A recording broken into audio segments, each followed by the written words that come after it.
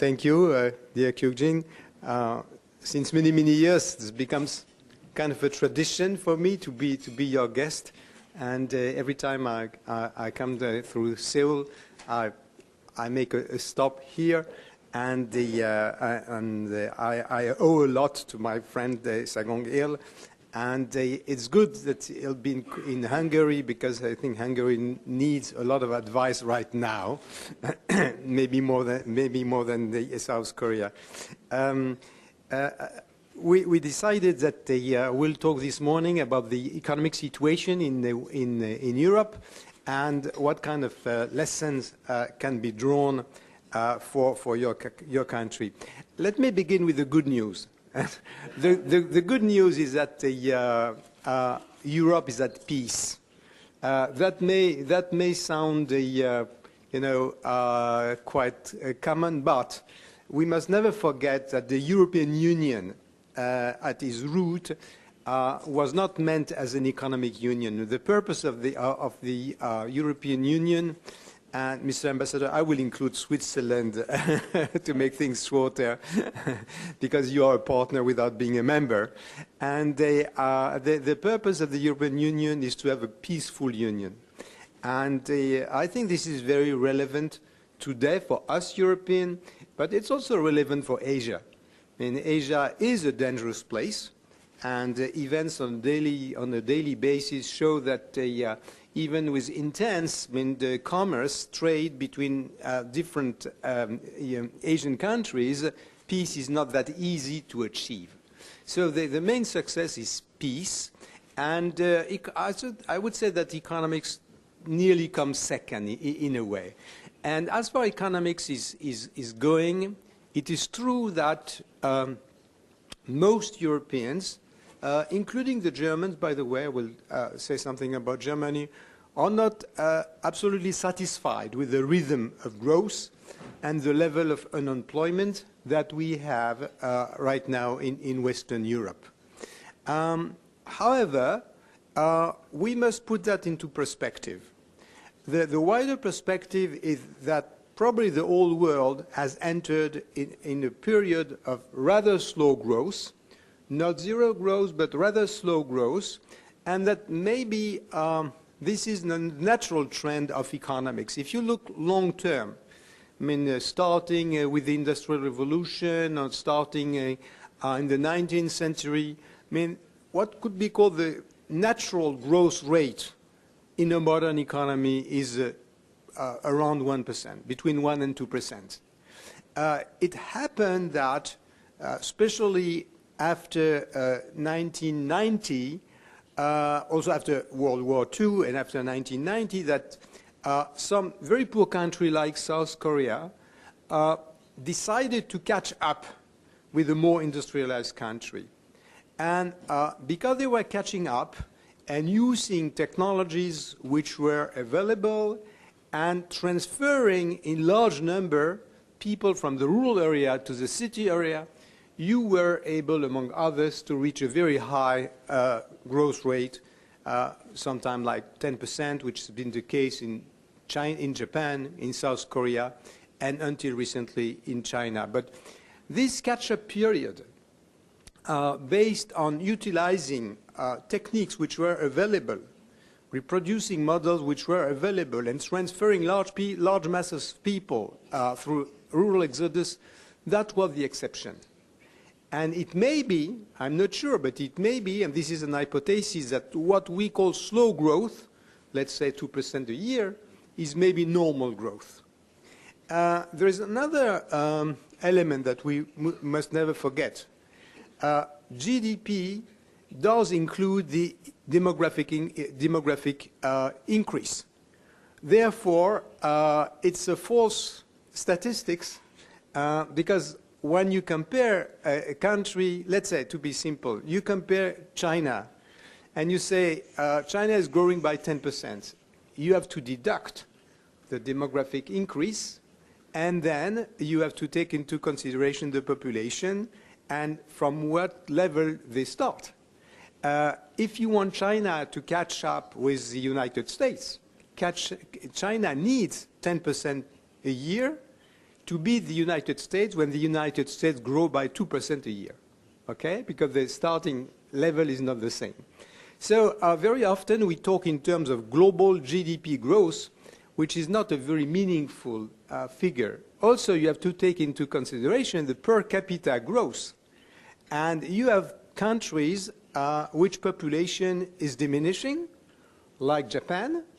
And when people look at Japan and say, oh, these poor Japanese, they have a 0% growth, it may be true globally, it's not true for the Japanese. Because as the population is declining, this means that the available income for each Japanese is increasing in spite of this 0%. I say this because the slow growth in Europe is in a way back to the normal trend of economics. It does incorporate the fact that the population in Europe tend to diminish, especially in Germany, and you cannot judge a mature economy as you are judging, assessing, evaluating the results of a growing economy. This being said, let's shift to the less good news.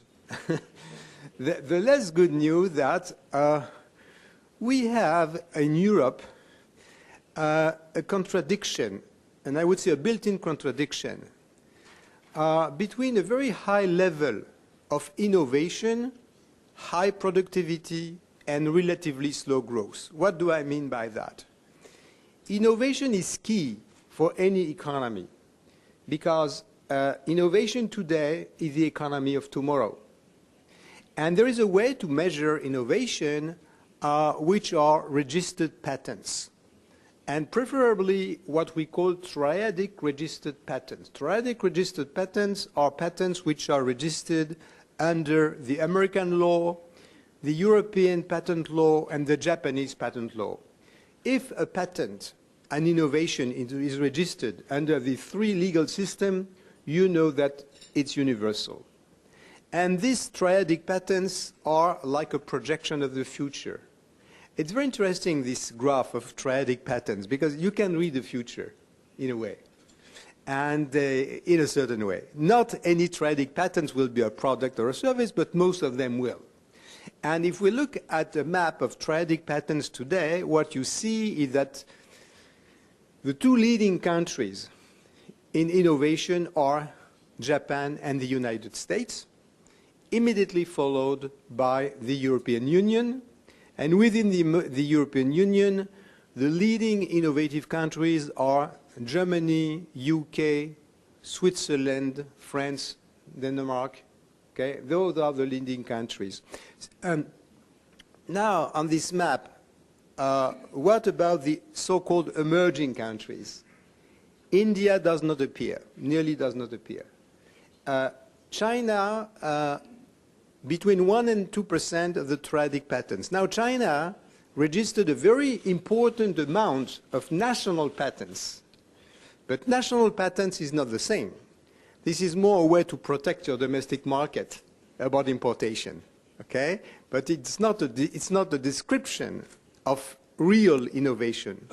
There are two countries, I hesitate to call them emerging countries because they've emerged a long time ago, but there are two new countries, newcomers, which emerge on this map of triadic patents, which is South Korea and Taiwan. So South Korea and Taiwan are doing very well in terms of innovation, or quite well in terms of innovation, but not as well as Europe. So in spite of this high level of innovation, our growth is slower than what it should be. And the answer to this relatively slow growth has been a series of economic policies which all tend to fail. And we had budgetary policy, fiscal deficit, and subsidies, and the latest fad now is quantitative easing, which basically is to inject money from the taxpayers or from the banking system. You inject money in the best or worst Keynesian tradition, in inviting people to work and produce and consume, even when evidently they are not tempted to work more, to consume more, and to invest more. So there is a contradiction between these economic policies led by the state and now by the central banks, and mostly the central bank in Europe, and the result. So some economists would argue that since 6 months, you have simultaneously quantitative easing and kind of emerging growth. It remains to be demonstrated that there is a link between both. I think there is not, because it's impossible to demonstrate that monetary policy can bring results 6 months after being started. So my position, but I am a rather committed free market, but based on facts, so when the facts contradict me, I do admit the fact, of course, but really the facts tend to show that all these economics policy have no influence on the rhythm of the real economy. People invest, consume, when they trust in the future, when they see a promising innovation. And the problem, as we know, is that economics is about long term and politics is about short term. Any government has to show results, and it has to show results before the next election. Entrepreneurs, they do have to show results, but in the long run, not in the short run. And this contradiction cannot easily be solved. Moreover, just I want to summarize, high level of innovation in Europe. This innovation does not translate in a significant growth rate. As a consequence, we do have high unemployment and relative stagnation. I said including Germany, where most of the German profits come from exports, but the domestic market is not doing that well because, I'll come back on that, it's heavily regulated. So what I want to say is that if economy policies fail, where is the problem? Are there roadblocks which prevent the European economy to be more dynamic than it is? I think dynamism is maybe a better word than growth. Because about growth rate, you can dispute what is the real growth rate, and with price declining, maybe the growth rate is higher than what it appears. The GDP is not such a good index. But dynamism, which is a term used by Edmund Phelps, Nobel laureate teaching at Columbia, dynamism. There is clearly a lack of dynamism all over Europe. My hypothesis is that this lack of dynamism is totally due to over-regulation of the economy, and mostly over-regulation in the labor market and in the welfare system. Now, let's start with the labor market. It's because it's very easy, simple, and politically nearly impossible to reform. You look at a map of Europe, and you see a clear connection between labor law regulation and the level of unemployment, okay? Where the market has been deregulated in the United Kingdom, in Sweden, in Denmark, in Germany, and this has been done by socialist and by conservative government, unemployment is quite low, even with the same growth rate than other European countries. Unemployment is very high, mostly among the younger people, where labor laws are extremely regulated and strict, and this is mostly Greece, Italy, Spain, and France. So the real reason, the actual reason for unemployment, and mostly for unemployment of the younger people, is not a consequence of the growth rate. It is a direct consequence of the labor law you have in the country. The labor law you have do protect the people who already have a job, but as you cannot fire anyone, this means that there is no room for people who want to get into the labor market. This is a major problem in very courageous government, like the German and Scandinavian government, were able to reform these labor laws. But in France, neither the conservative nor the socialist government is doing it. In Italy, some steps have been taken by the current government, and I think the most drastic labor law reforms have been implemented in Spain by the conservative government of Mr. Rajoy, and with very clear and rapid results. The number of jobs being created in Spain having been tremendous since these labor laws have been deregulated. Of course, Mr. Rajoy lost the election a week ago. There were local elections, but I think he will lose the national election as well. But this is what you get when you do the right things. No, I mean, you must have that in mind. I mean, okay, democracy is efficient. It's not fair. It's like the market. The market is efficient. Nobody ever says that the market is fair. It's only efficient. Same with democracy. Also, we have, and I'll talk about more regarding South Korea, we have all over Europe, and this is not the case in the United States, and it's in America it's a factor of dynamism, and Europe it's a factor of absence of dynamism. We have a demographic weakness, that the generation are not being replaced. Most of the parents all over Europe have less than 2 children, France being the exception, being a little bit above 2 children, but globally the population of Europe or European population is declining, and this is compensated in a way, but not totally, by immigration.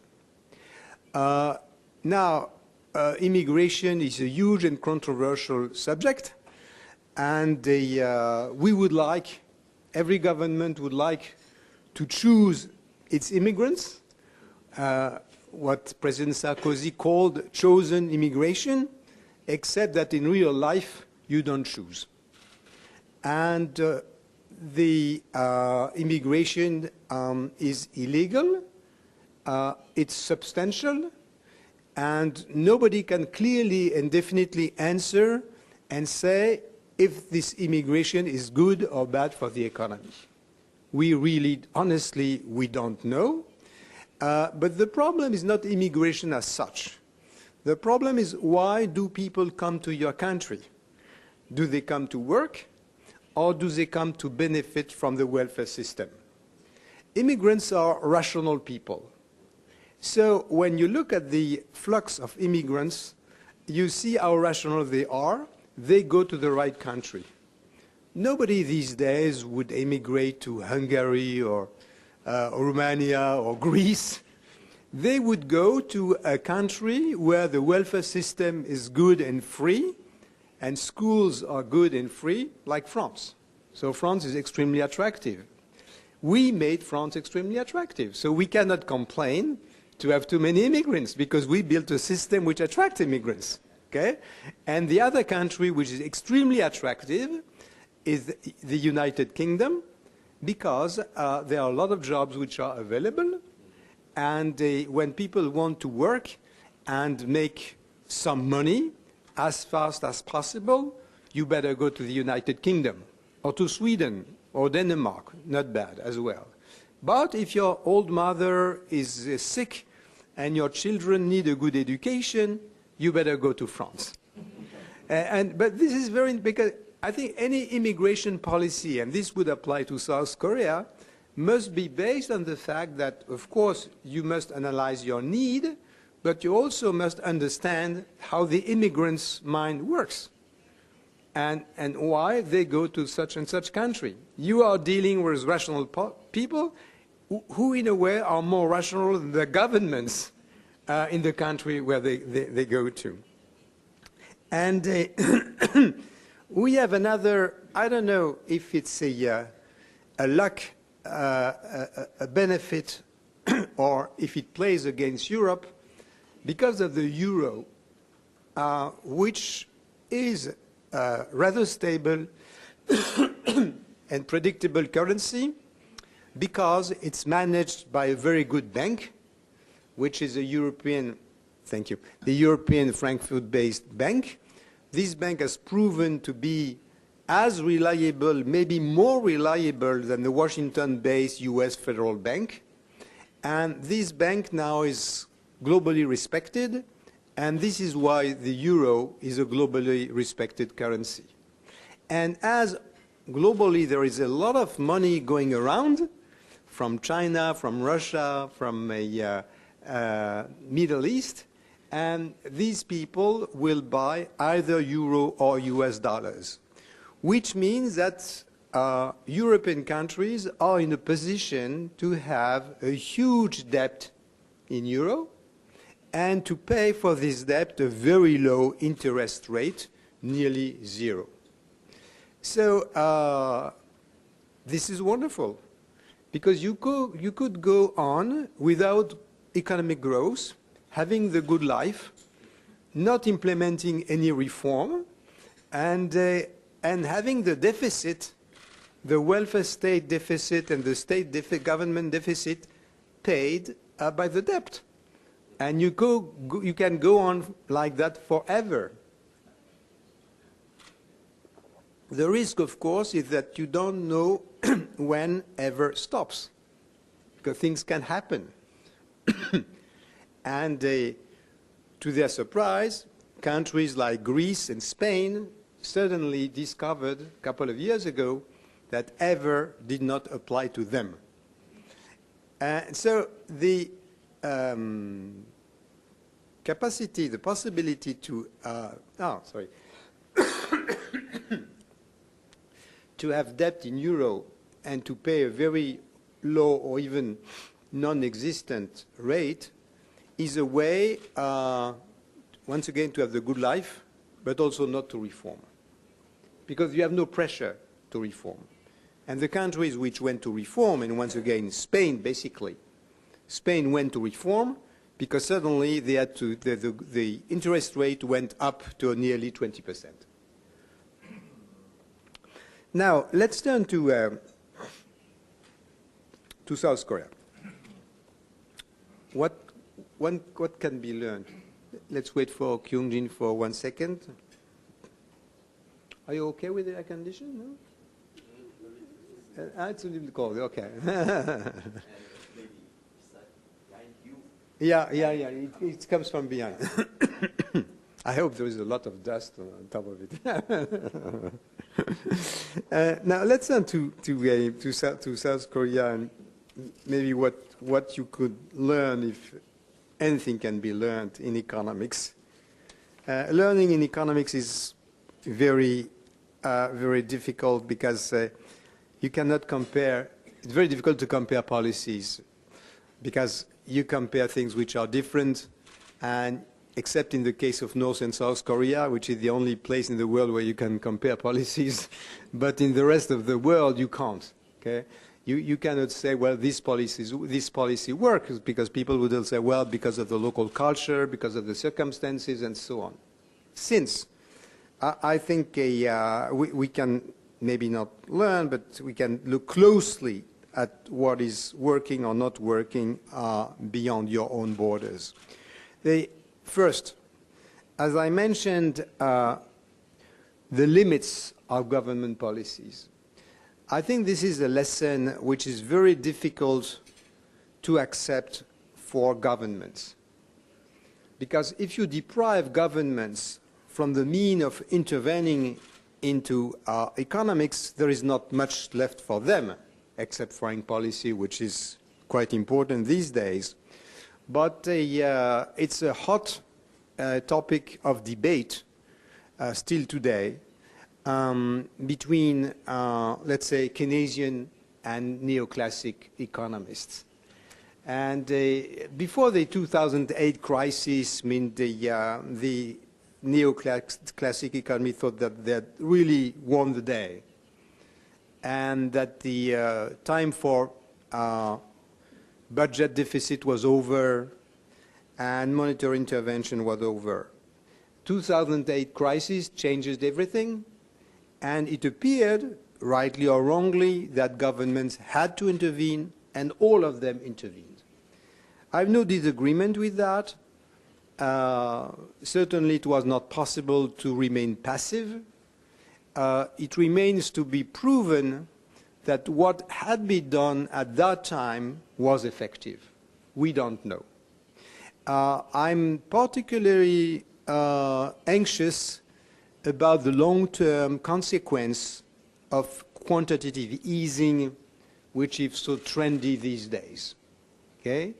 And quantitative easing, as you know, started after the interest rate by the US Central Bank in United States, in other countries, Japan, Europe, went down to zero, and the economy was still not moving. Okay? So bankers decided to go beyond that and to inject money directly into the economy, so beyond the zero interest rate, and this has been called quantitative easing.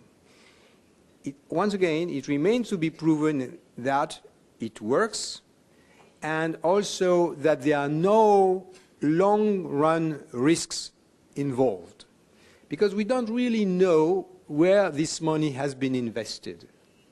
Certainly not in small business, certainly not in new business, certainly not with inventors, creators wanting to start something new.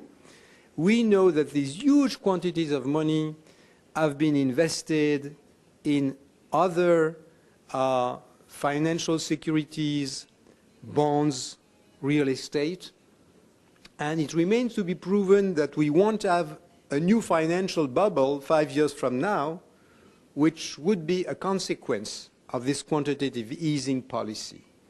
So I'm quite anxious about what could be the negative consequence of quantitative easing.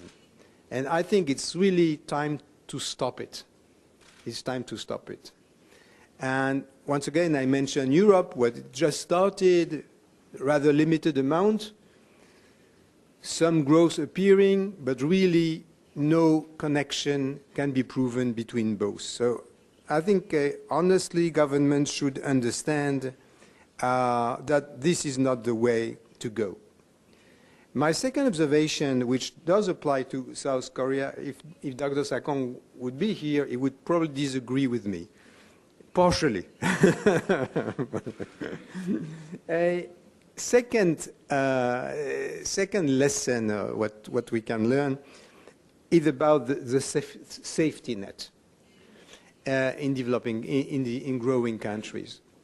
To what extent is the welfare state helping or a disincentive for growth?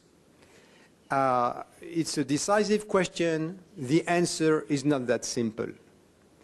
If you have too much of a welfare state, it can act as a disincentive. It's very clear that if people, national or migrants, can have a decent life without working, they are totally rational in doing so. Okay? So most of the Western countries, starting with Bill Clinton in the late 90s in the United States, followed by the Scandinavian countries and Germany, have reduced somewhat the level of protection and the level of the welfare state. But if you don't have a welfare state, it also doesn't work for two reasons. First, because you may bring political revolution, and also the welfare state is absolutely necessary if you want the capitalist system to be working efficiently. I need to explain myself. Okay? Capitalism has been defined, as we all know, by Schumpeter as destructive creation. Okay? That's the shortest and the best definition ever defined. If you want destructive creation, this means that you must have a system where workers will accept to lose their job, where entrepreneurs will understand that their activity someday must be terminated. the level of acceptance is tolerable if people have some social backup. Okay? The employees, mostly, the workers, they need to have a social backup. They need some protection. If they don't have any protection, they will never tolerate a system where they could lose their job. So the welfare state is a kind of fine-tuning between destructive creation and the welfare state in order that destructive creation would be socially and politically acceptable. So the debate is not to be for or against the welfare state. The debate is what kind of welfare state, what kind of protection, what level of protection do you grant to the people? No protection, you will kill capitalism. Too much protection, you also kill capitalism. And we can say that no industrial countries has found the right solution, because there is no right solution. We are in the world of fine-tuning, of trial and error. The problem is trial and error is extremely difficult in a democracy. People don't like that. People want clear-cut answer. So my suggestion in a country like South Korea, in countries where the welfare state is not as yet as developed as in Europe, for example, is to try new things and to be innovative, socially innovative as much as economically innovative. I will give you two well-known examples of what can be tried, and which you can find in any economic literature. The first one is voucher. Okay? Instead of providing free lodging, free schools, free lunch, or free everything, you give people a voucher. Which they can use the way they want. Okay? This has been devised initially by Milton Friedman for schools, saying that instead of subsidizing bad public schools, you better give a voucher for the family, and the family will be able to send the children to any school they choose, private or public, and give the voucher to the school. Financially, for the state, for the government, the result is the same.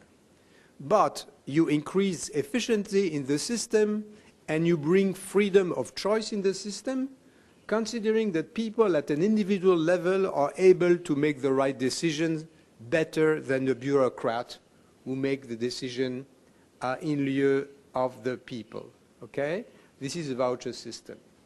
And the only country where the voucher, well, you have several cities in the United States, like Minneapolis, where the voucher system is working well. And you have Chile, which went quite far with the voucher system, and also Mexico and Brazil to a certain extent. It's easier, of course, to build a voucher system when you start from scratch. But I think a voucher system in South Korea, especially in education, could work. And there is another revolutionary proposal to modernize the welfare state, which is the negative income tax. So nobody knows who invented the negative income tax, and never mind. The concept appeared in the 1940s. The negative income tax is very easy to understand. Negative income tax means that every citizen, just by being a citizen, has the right to a decent life. And this right is guaranteed by the government, which means that everybody declares its income. If you are above a certain level, you'll be taxed.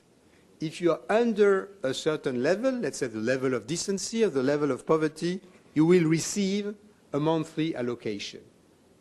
The beauty of the system is that there is no bureaucracy. There are no hundreds of different social programs. The politicians and the bureaucrats do not make the decision. You make the decision, which means that if you receive a negative income tax, you use the money the way you want. So this has a political and philosophical implication. It means that the people are rational enough to use the money which the government will give to them. So the main opposition against the negative income tax comes from political leaders because they lose their power. They are not able to choose their constituency, you know. I will give to this one, to that one, and I to that region, and so on, and I build this school. No, the people decide for themselves. And the other criticism is more philosophical, saying, well, if you give money to poor people, they will drink it, okay? And to what Milton Friedman used to answer, well, that's their problem. That's their problem. But basically, because this has been experimented in some part of the United States in the 60s, it showed that, let's say, 99% of the people were using the money quite rationally. Okay? They would buy food, they would send the children to school, they would try to have a decent home. So most of the people are rational. And probably the system is more rational than any other form of welfare state. But of course, this negative income tax does replace all the existing social programs. You don't add them. You can, but the trend is that it should replace all existing systems. So I say this because I think in a country like South Korea, you have still some leeway to create social innovations. In Europe, it's too late.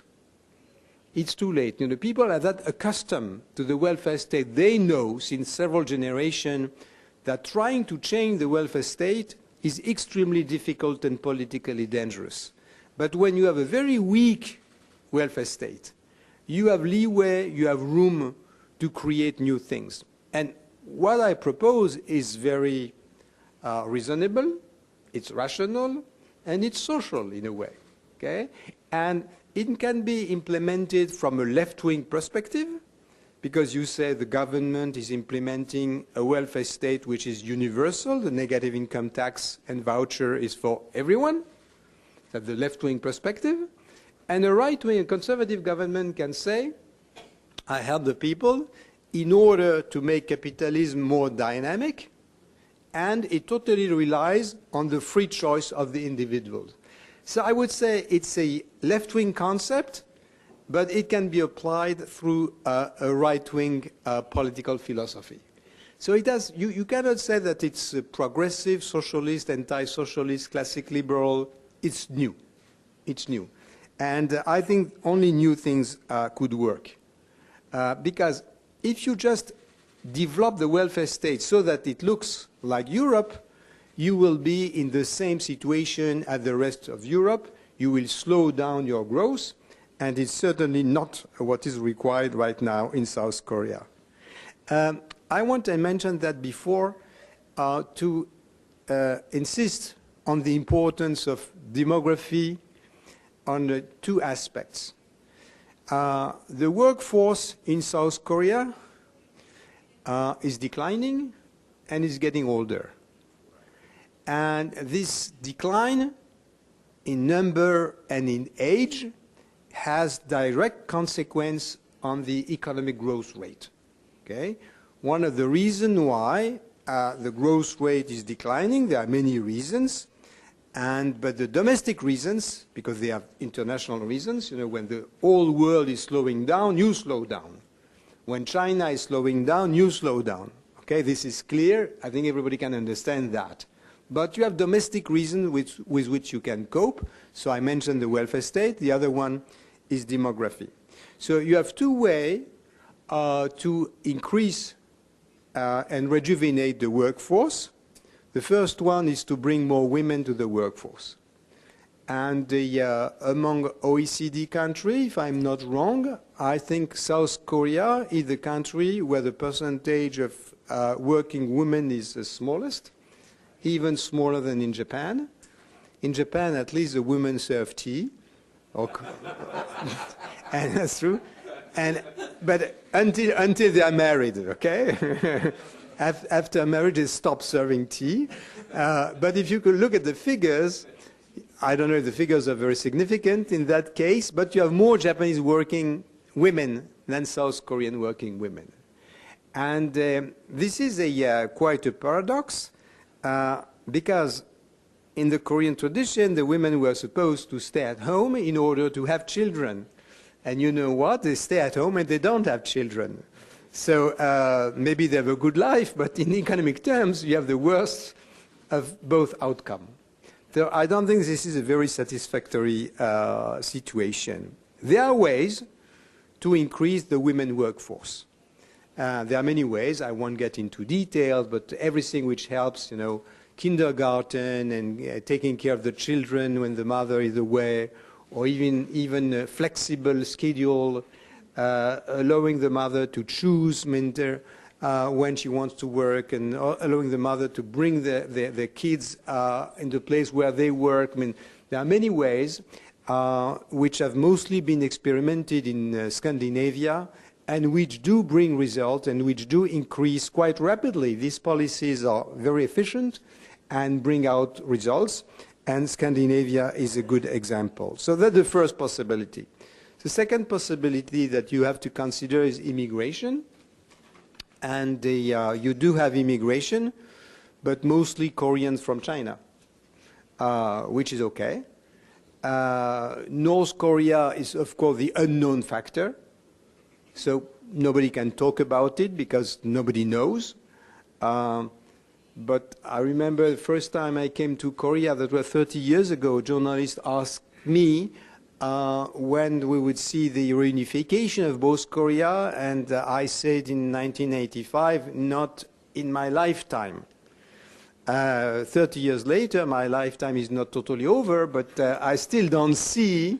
I think I will repeat the same. It's less risky to say now, not in my lifetime, of course, in the shorter period, but I'm still tempted to give the same answer, not in my lifetime. So the problem is selective immigration. Can it be done? Japan is confronted with the same problem, but the Japanese people and the Japanese government is extremely reluctant vis-à-vis foreign immigration, and even what they do to encourage the number of women in the workforce is extraordinarily limited. So Japan is certainly not the example to follow.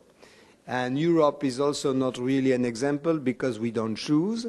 I don't know if you're in a position to choose, but geographically it would be easier because it's not that easy to be an illegal immigrant and travel to South Korea.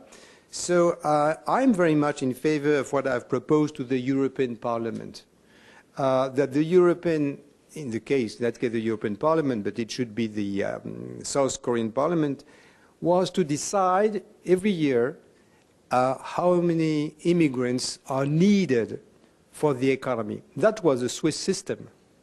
It was. It's no more. Because the Swiss system, which I think was very good, where the entrepreneurs in Swiss, I described under the control of the ambassador, but I hope I'm not wrong, but at the local level, the entrepreneurs and the local authorities would say, we need such and such quantity of workers in such and such sectors, and globally they would build an amount of authorized legal immigrants within Switzerland. And the system, I think, was quite efficient. The law were rather respected. Most of the immigrants were actual workers, and you had a limited number of illegal immigrants in Switzerland. And I think it was socially and economically quite effective. I think from a human rights perspective it was quite okay because these people were able to remit part of their salary to their families back in Africa or other countries. But the system has been destroyed because it was in contradiction with some European rules. And now you are in the same situation as the rest of Europe without being a member of the European Union. But that's your problem. You have the problem, but you don't dictate the rules, which is a bit bizarre.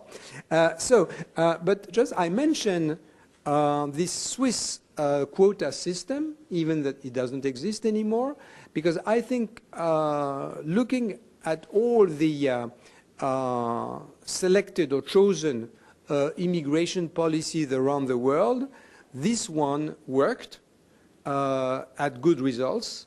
And I think this should be an inspiration for South Korea. So to summarize, you need a stronger welfare state, but this welfare state should be based on individual responsibility. This is why I advocate the negative income tax and vouchers. You need more workers, be it South Korean women or a selective immigration policy, and you need more new enterprises. I will explain myself. I mean, the whole world is full of admiration and respect for companies like Samsung or Hyundai, which have really put South Korea on the global map. Okay? It also happens that more and more consumers around the world know that Hyundai and Samsung are South Korean companies. This is quite new.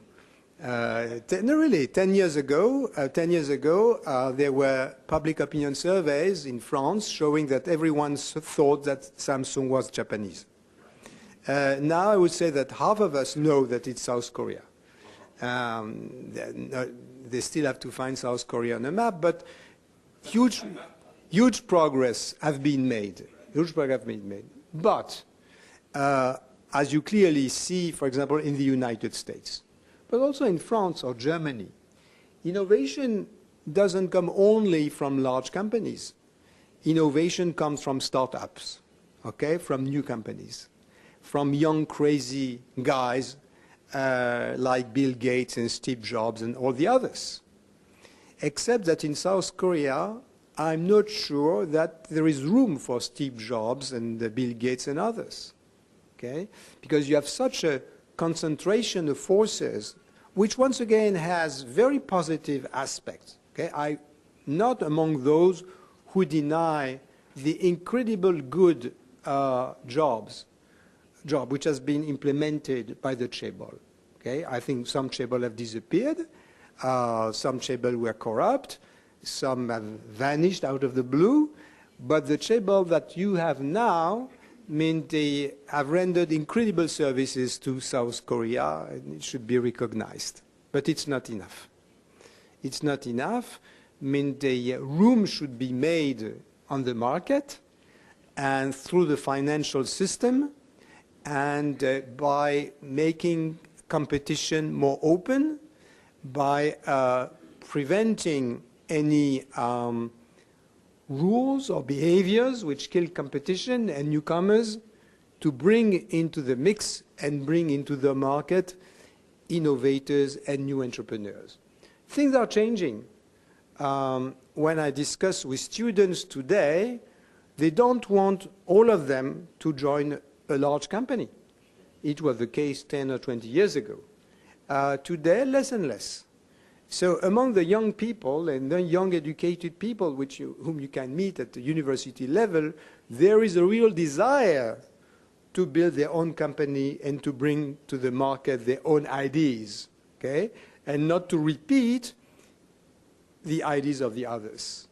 But the system is not yet organized. The market is not yet organized to be open to these new entrepreneurs. So when in South Korea you constantly repeat the question of innovation, how can we be more innovative? Okay? And well, you cannot decide in which sector the innovation will take place.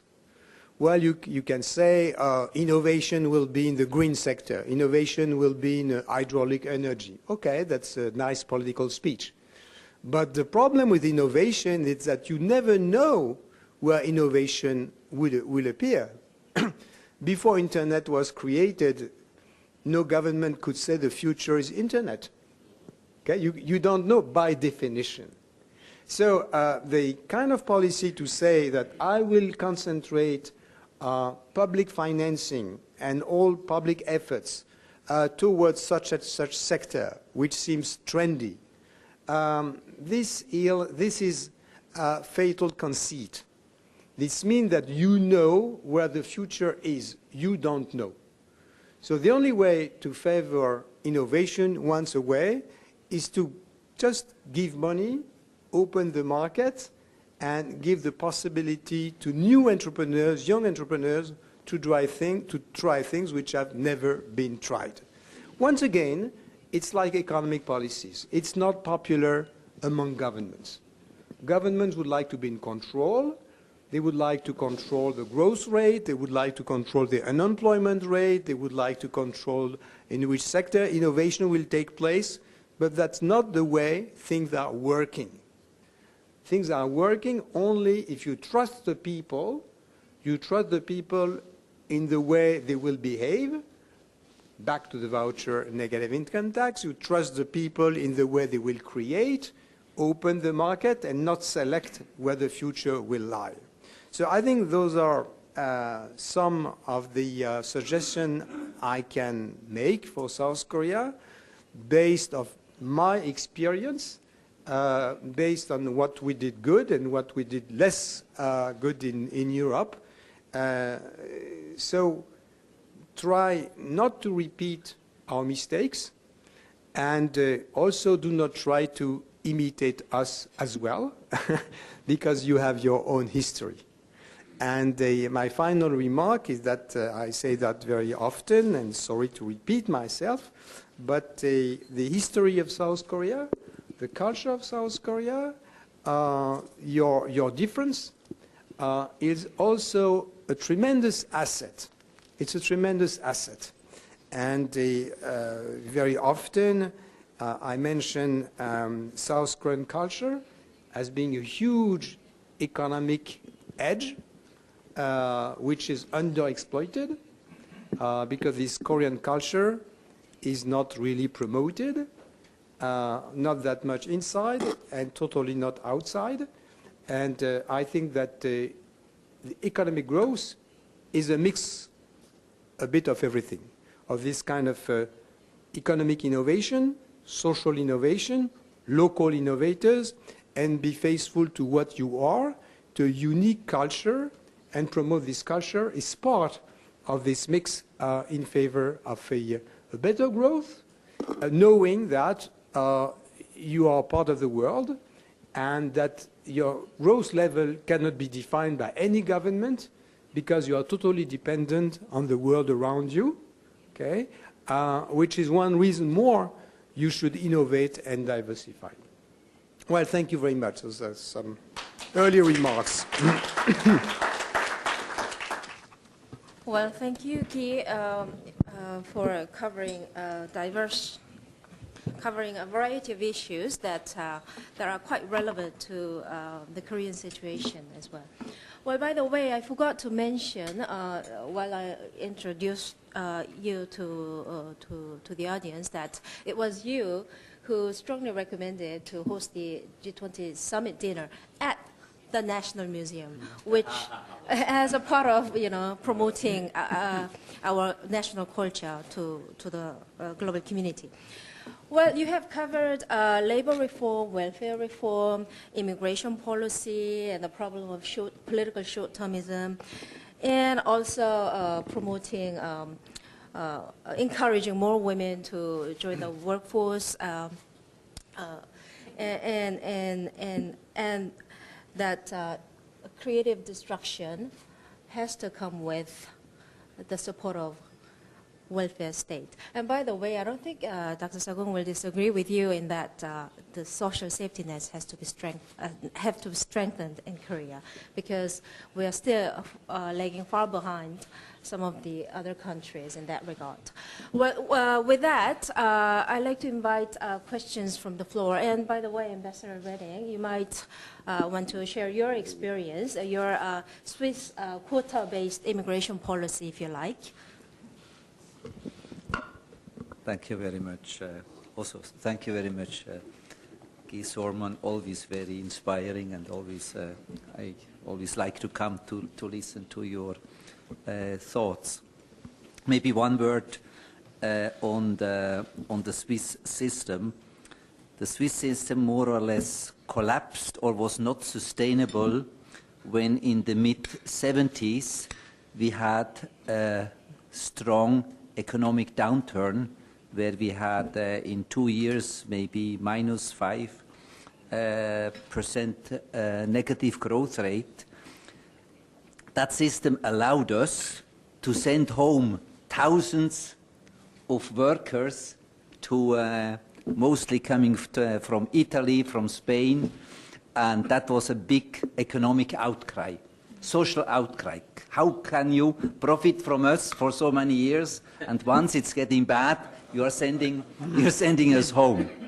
So the system was kind of not sustainable. Then in the second place, in order to extend and have a comprehensive free trade agreement with the European Union, we had to open up also the Swiss labor market. And that guaranteed us also access to other markets in the European Union. But now I would, if you allow also one question to Mr. Sorman. You started the conference today saying Europe is at peace. I think there you might want to explain a little bit what you mean by Europe is in peace. By looking from here to Europe, I think we have to go beyond the European Union, looking also in the situation of Ukraine, looking also in the unfortunate, I would say, situation we have also in relation to Russia. Could you maybe elaborate on that? Well, sure. When I say Europe is at peace within itself, and but that was the starting point. That was the starting point. I mean, in 1945, those who considered that the fathers of Europe, I won't embarrass you with name, but Jean Monnet mostly, they asked themselves why European countries, mostly Germany, France and UK, are at each other's throat since 1,000 years. And how do we stop this? Okay? And they had tried in 1920 at the Versailles Treaty, and it was not a success because it was based on diplomacy only. And in 1945, the people who invented Europe the way it is now said, well, peace shouldn't be built by diplomats, it should be built by entrepreneurs, and we should create a kind of economic relation so that we are so dependent on each other that rationally to go at war would make no sense. And this is why Europe started as a free market union. And in order to have a better free market union, we totally deregulated the European market, which has become a uniform market, and then we created one currency in order to facilitate a trade and in order to have one common economic policy, which we don't have legally, but which in fact is being built day by day. And it's very clear that we are going toward a unique economic policy. This is one of the reasons why the United Kingdom doesn't like it that much, because they think their interests are elsewhere, which is not true when you look at the trade with UK. So this is peace within. But we have never been able to define a common foreign policy. And the main reason probably is because we very much depend in our defense policy on the United States. So America is the leader, and in spite of some strong military, mostly France and the United Kingdom, we don't have in Europe the military mean nor the diplomatic unity which allows us to have a common foreign and military policy vis-à-vis the rest of the world. And when the French military, for example, intervened against Islamic terrorism in Africa, in Mali, it was possible only because we had American air support. And when the French government again wanted to intervene militarily in Syria, that was 2 years ago, and was ready to go for it, we depended on the green light of the United States, which we did not have. So our foreign policy and military policy is dependent on the American leadership, okay? Which has some happy, if I may say, consequences. Many European governments, starting with Germany, are spending much less than what they should spend because they consider that they are protected by the United States. Okay? And now we are today dealing with 3 major crises for which Europe has no unified answer. The first one is Islamic terrorism. Should we only protect our borders, which is now the American tendency and more or less what the Europeans want, or should we intervene directly at the source of Islamic terrorism, like striking the Islamic groups in Africa and maybe in the Middle East? That's the first problem, and we don't have a clear answer. And the second problem is the Middle East. In the Middle East, you have 2 contradictory positions in the United States and in Europe. Should we contain this war, considering that, after all, Syrians are killing other Syrians, but we don't know who these people are. So as long, there is no consequence for us in Europe and in the United States, this is a local war. So the tendency these days is to consider it's a local war as long as it doesn't spill over Europe or Israel, which is part of the Western world. So let's do nothing. Okay? But no unanimity on this. Third problem is there are 4 problems, sorry. Third problem, China. And where is China going? What is their strategy? Is it tactics? Is this a long-term strategy? Are they just trying to show that they are the strong guy in the region? Or do they really want to dominate the region and to expel the US 7th Fleet, which will make global trade totally dependent on China? Because today, global trade is totally dependent on the 7th Fleet. If you remove the 7th Fleet and if you replace it by a China fleet, will globalization go on and will trade be free? We don't know. So no unanimity on that. And fourth, sorry, it was your first observation, what about Russia? And there are disagreements within Europe regarding Ukraine. Many Europeans consider that Ukraine is not a legitimate country, always been part of Russia, and that the eastern part of Ukraine has always been part of Russia, and those are Russian people. So maybe Putin has a strong argument to take over, as he did, Crimea and the eastern part of Russia. You have some people talking like that in the United States and in Europe.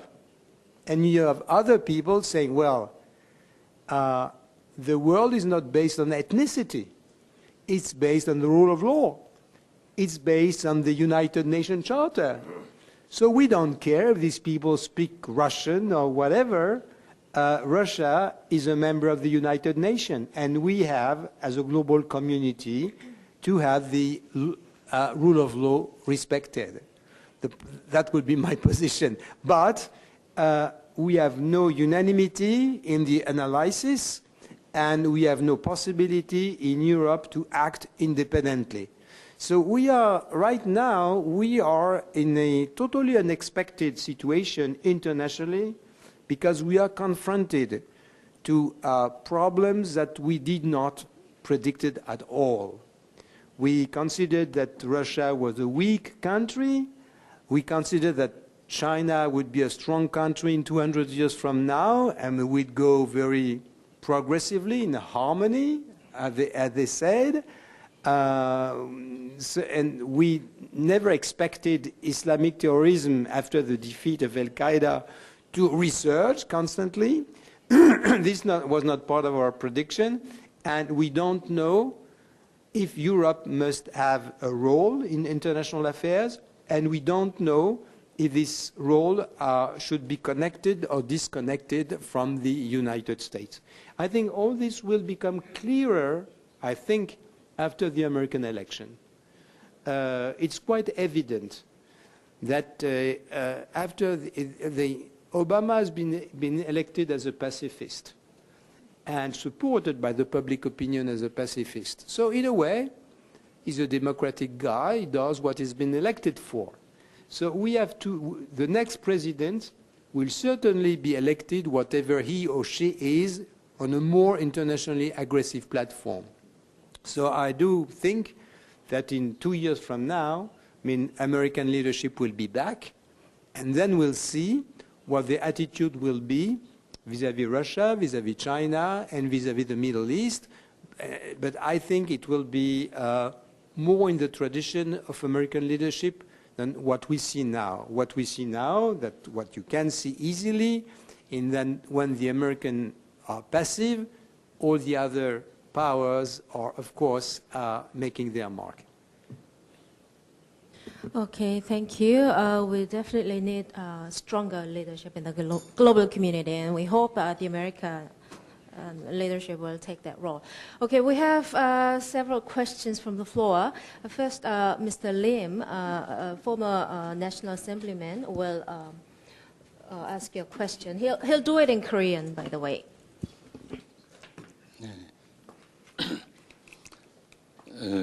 한국에 다시 오신 것을 환영합니다. Welcome to Korea. 한국에는 이제 봄이 오면 이제 꽃이 핀다 하는 것을 기다리고 있습니다. 그런데 이제 IG 멤버들은 봄이 오면 기소로만 교수님이 오실 것이다 하고 기다리고 있습니다. 환영합니다. 다시 한번. 예. 89년에 브란트 수상이 9월에 한국에 오셨는데, 이제 제가 독일 통일은 언제 될 것인가 여쭤봤어요. 그랬더니 어쨌든 한국 통일 후에 올 것이다. 왜 그런가 그랬더니, 왜 그러냐고 물으니까 독일 통일을 반대하는 세력들이 한국 통일 반대하는 세력보다 더 강하기 때문에 그렇다. 그런 답변을 하셨는데 한 달 후에 베를린 장벽이 무너졌습니다. 그러니까 이 통일이라는 게 그렇게 예측하기 어렵지만, 그런데 왜 통일이 이렇게 소로만 교수님 생전에는 오지 않을 것이라고 하는 근거를 어디다 두고 하시는 말씀인지. 그런데 또 의사 중에 시원찮은 의사들은 뭐 감기도 낫기 어렵지만 명의는 암도 고칠 수 있습니다. 만약에 소로만 교수님께 한국 통일 문제를 맡긴다면 어떤 방법으로 태용을 할 수 있다고 생각하십니까? 감사합니다. Okay, we'll take two more questions. I see two more hands from Okay. Before I ask a couple of questions, I'd like to thank you for your contribution to G20, because that year, Korea was able to put up a tremendous Koryo period Buddhist art, most of which resided outside of Korea. According to the curator of the museum, Korea has been trying for years to borrow those things to bring into Korea, but they all declined to do it until that year, because in G20, all the heads of the governments were coming, they agreed to rent it. So we had a tremendous according to, thank you to your suggestions of G20. Now, my questions. We are all concerned about these days the population decline in the developed economies and the countries. And as I recall, I'm talking about ignoring the migration side, the natural birth and death. The first country which had experienced the problem was France. A few decades back, it was France showed the first signs of those problems. And today, France has reversed. And I would like to see your opinion of what are the driving factors which changes France, first starting the decline and then now reversing it, which we all want to see. Second question I'd like to ask is, the economy of the world has tremendously progressed since World War II in the last 70 years or so, largely under the democracy, market economy, free trade, and so far so good. Democracy, as Winston Churchill said, was the worst form of the government, except it is better than any other forms which has been tried from time to time. Now, Churchill was, I don't know whether he was aware of it or not, when he used the metaphor of the worst form of the government, he was up to something because, as I see, democratic system and all the economy which is operating democracy is all sinking, although slowly. By that, what I mean is, United States started with no debt in 1930s. Its national debt is now 100%. Japan was doing excellently until 1980. Now, national debt is over 250%. So you look at all the developed economies are slowly sinking if you look at the balance sheet. Now, why is that so? It's basically democracy is a good system which all the relevant parties vote. But the problem is, as we talk about the systems like welfare, there are very important sectors whose interest is affected by that ad voting, namely the future generations. We are borrowing the money from our sons and grandchildren. They are not voting. And people opt to use their money as they please. And in your opinion, what could be done to resolve the system? Thank you. Okay. Thank you. Actually, as soon as I see the face of Europe, the French people, I'm really tempted to speak in French, but yeah. But it seems that the translation French-Korean doesn't work here. So, okay. As always, your speech is always enlightening, and I learned today a very important point about in order to sustain the capitalism, you need to introduce, at the end of the day, a certain level of welfare system to protect job-losing workers and the losing social class, actually. But fortunately and unfortunately, as he told, it seems that in Korea also we are very actively introducing new welfare system. Mm-hmm. But it seems that many Koreans these days are worried about the speed of introducing that system. As you told us today and this morning, actually Korea doesn't have euro. It means that we cannot afford to accumulate indefinitely debt. As another Dr. Kim said, we cannot borrow indefinitely from the generation of the future. The second point is it seems that the Koreans, especially politicians, tend to pursue this welfare system at the very, very advanced top level of the world. We like Koreans like to be top of the world. That's our source of dynamism and maybe fault, maybe. And third point, it seems that these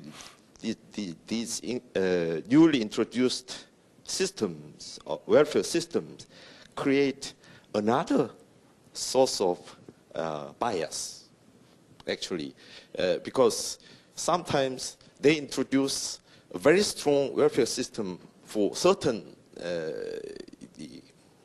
kind of weak social classes, but other social classes are not protected at all, for example. So in that sense, maybe these newly introduced welfare systems seem to tend to destroy the Korean dynamism, rather, because it gives away the money needed for innovation, new innovation, to very other unproductive sources. So I wonder whether in Europe, in France, for example, this well-established social welfare system was introduced such a rapid speed of Korea's case. So I wonder whether that system was has been established little by little. That would be good lesson to Korea, maybe. Thank you. Well, I'm afraid that's more to do with political short-termism. We have one more question, and we'll take that last question and hear from Guy. Thank you so much for your very nice educational lecture. I'll make my question short. I feel like that the default of Greece is quite imminent, and then I want to know what will happen if and when that Greece gets defaulted. Will it be exited from EU, and what will happen to EU economic and politically if and when Greece is exited from EU? Thank you.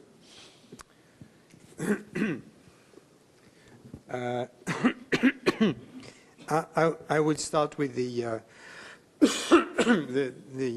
question, the last question about Greece. Greek default is imminent. If Greece leaves the Eurozone, it will remain in the European Union. The two treaties are totally distinct. The United Kingdom is a member of the European Union and not a member of the Eurozone. So it would have no political consequence for the European Union as such. It would be dramatic for the Greek people because they're all indebted in euro. And if the euro would be replaced by a national currency, the value of this currency would be extremely weak, and people would be totally unable to reimburse their debt. So the theoretical benefit is that a very low currency would attract investment and tourists in Greece, but nobody wants to invest in a country which is politically that unstable. And the tourism is not such a big resource that it can replace all the other resources, and the structures are limited. So I think what we can predict, and what my Greek friends do predict, is that they will maybe leave the Eurozone The consequences will be dramatic. There will be new elections, and the left-wing government, which is right now in office, will lose the election, and more rational people will come back to power, and they will join again the Eurozone. This is the most probable scenario. But but in economy, you need to learn your lessons from your own errors. If I explain to you, you shouldn't do that. You explain to a kid, don't touch the flame. But he needs to touch the flame to understand that it burns. So I'm afraid it's a little bit the case with Greece. Now, economically, as I said, the consequences would be dramatic for Greece, but Greece represents only 3% of the European GDP. So for Europe and the Eurozone as such, an exit of the Eurozone by Greece would be of no consequence. I do regret, that Greece has not been inspired by Spain, where a rational government followed exactly the guidelines which have been proposed by the European institution and the IMF, and the results are there. And the Spanish government has been courageous enough to salvage his country out of the crisis, even if they may lose the election. But Rajoy is a statesman, which is not the case with the Greek leader, and which is more shocking in the case of Greece. There is enough money in Greece to repay the debt, but the money belongs to Greeks who live outside Greece and to the church. The Orthodox Church in Greece owns Greece. They don't pay taxes. They own 1/3 of the land. And if the Orthodox Church would accept to participate through taxation or selling part of the land, the problem would be solved. But the church is the real owner of Greece. And even, which strikes me, that, and I told that to a Greek minister, that even a leftist government doesn't dare go against the Greek Orthodox Church. It's a very, very bizarre, very bizarre. So, not to expand too long on Greece, the second question, your question on the welfare system, and starting with the end, you asked me, has it been implemented overnight or step by step? Of course, step by step. It started in the late 19th century. Simultaneously in Germany with the pension system we owe to Chancellor Bismarck to retire at 65. And why 65? Because Bismarck decided it was 65, okay? And so it started in Germany, in France also simultaneously, where many unemployment subsidies were put in place at the beginning of the 20th century. And the healthcare system basically was built after World War II in France and in the United Kingdom. So it has been very progressive, very much based on trial and error. But the weakness of the system today is that the system has been built in a time of very high demographic and economic dynamism. After World War II, you have to remember that Western Europe was growing at, on average, 5% a year between 1945 and 1973. So at 5% a year, and nobody expected that it would stop brutally after the oil shock of 73, there was no need to go into debt, and there was no projection that the growth rate would go down from 5 to, on average, 1.5. And also, demography is totally unpredictable. So demography was quite dynamic in Western Germany, not in Eastern Germany, very dynamic in Southern Europe. And suddenly, these Southern Europe countries turn from, let's say, a Catholic tradition where you have 4 children to a Scandinavian tradition where you only have one. This was totally unpredictable. So the weakness of our system is that it has been based slowly, but on economic prediction and demographic prediction, which proved today to be wrong. So as a consequence, what I would say for South Korea, it's important to build a system step by step, trial and error, look at the weakness of the system, and as you say, many people would take advantage of the system not to work, okay? So you will have privilege built into the system. And take the opportunity, as I said before, not to go immediately to a negative income tax and a voucher system, but instill into the system elements of welfare which are not that dependent on the economic and demographic trend. I mean, all these long-term trends, economic and demographic, should be taken into consideration and built into the welfare system. And I do think that in this debate on welfare, it's a lot about ideology. Of course, everybody wants welfare.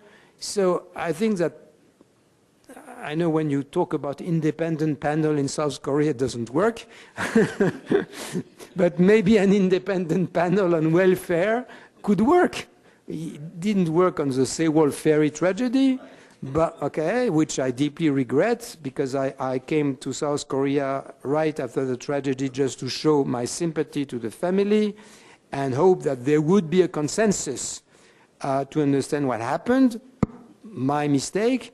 But I think in this, which is less dramatic in a way, maybe some white paper, independent discussion could find its way.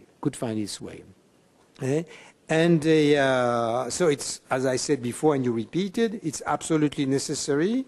And they are so, strangely enough, I mean, South Korea is going to the ancient mode of European welfare system.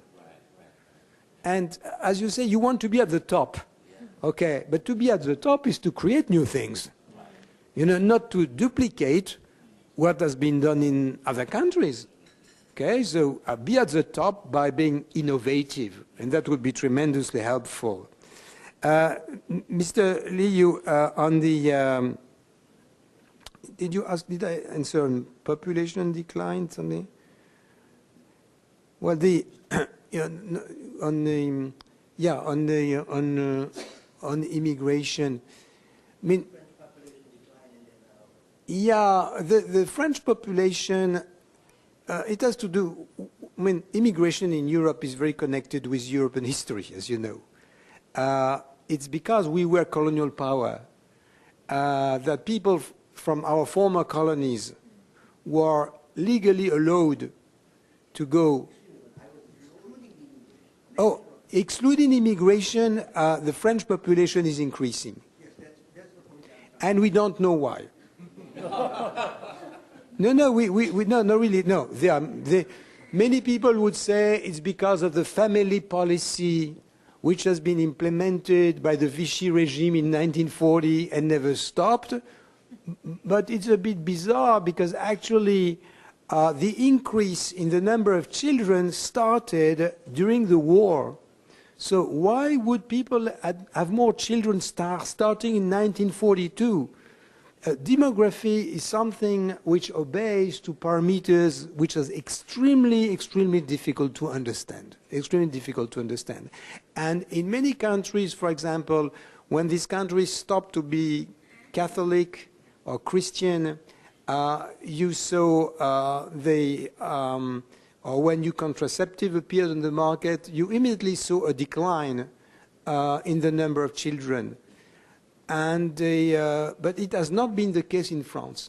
So it seems that demography obeys its own laws, but we don't really know what these laws are, because if demography was totally dependent on the kind of support which is brought by government to a working women, for example, Scandinavia should have the highest demographic dynamism in Europe, and this is not the case. Germany is a very interesting case. mean, West Germany was population was growing, Eastern Germany population was diminishing. And now both are diminishing. So Eastern Germany took over Western Germany in terms of demography. It's a very, very, very difficult problem. So to increase the total population, not taking into consideration immigration, we don't know. To bring more women into the workforce is another story. It's another story. It's different. Okay? Even with the diminishing population, like in South Korea and Japan, there are government policies which can bring women to the workforce. This is possible. Flexible hours and so on, and so on. And Mr. Lim, as I said, I mean, I've been wrong 30 years ago, and as I said, it all depends what my lifetime will be. If I live until I'm 120, I hope I'll see a reunification, but I'm not sure. No, I mean, I would disagree with Mr. Brandt because the division of Germany was totally dependent on the Soviet Union. Okay, the Soviet Union disappeared, reunification did happen. The Korean division is more complicated because there are more actors involved. There are more actors involved. I mean, you have. In Germany, you had one country which was against reunification. In the case of the two Koreas, you have more than one country which are, in fact, against reunification, even when they don't mention it. Japan doesn't want it. China doesn't want it. South Koreans are less enthusiastic about reunification than they were 30 years ago, I remember. Russia is against it. I think only the Americans are for it, and for ambiguous reasons. So it's a diplomatic and military situation which is much more complicated than Germany. And, but I do think that China had the key. And as long as China doesn't want reunification, and we know why they don't, they would certainly like to have a more rational regime, okay? A regime which would be authoritarian, like in China or Vietnam, but predictable and rational. But they certainly do not want reunification. So China is not going to disappear like the Soviet Union. This is why I'm quite skeptical to see an authentic reunification during my lifetime. Yeah. So debt, the question of debt, yes. It all depends. It all depends what you leave to your children, okay? If you leave to your children an economy which is in working condition, well, the fact that they will have debt attached to this economy in working condition doesn't strike me neither as an economic nor as an ethical problem. So I don't consider that the level of debt that we have in Western Europe is that dramatic because our children and grandchildren will benefit from a system which is in quite good working condition and with a very reliable currency as far as we can predict the future. So a reasonable debt is okay. I mean, it doesn't seem to me as a major problem. But as you mentioned, this works only if you have a reliable and predictable currency. Okay, thank you. It's always very interesting and stimulating to have Guy speak at our forum. Today's forum is no exception, I guess. And with this, let us express our many thanks to Guy for his excellent speech and discussion in our usual way. Thank you. Thank you.